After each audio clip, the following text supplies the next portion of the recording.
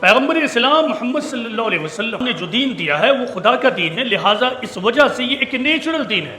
اس کے احکام، اس کے کمانڈمنٹس ایسے نہیں ہیں جو آدمی کو ایسا محسوس ہو کہ میں تو اس پر عمل ہی نہیں کر سکتا ہوں۔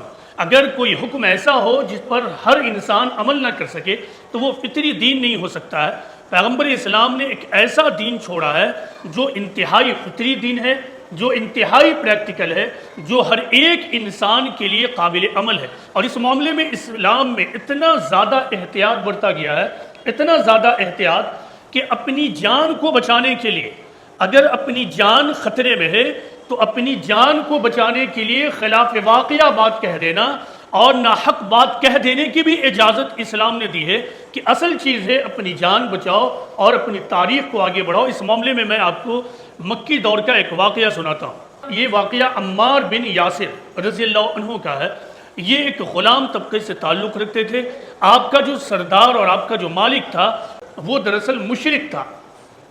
ایک دن ایسا ہوا کہ آپ کے سردار نے، جو مشرک تھا، اس نے آپ کو پکڑا اور آپ کو بہت زیادہ اذیت دی اور آپ کو کہا، یعنی عمار بن یاسر کو کہا کہ دیکھو میں تم کو اس وقت تک مارتا اور پیٹتا رہوں گا جب تک کہ تم اعلان نہ کر دو کہ تم محمد کے پیغام کو چھوڑتے ہو اور محمد کا انکار کرتے ہو۔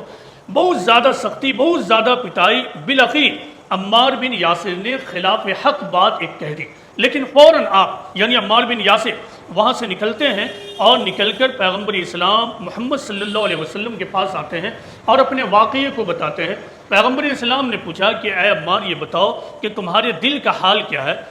عمار بن یاسر نے کہا کہ اللہ کے رسول میرا دل اب بھی حق پر ہے۔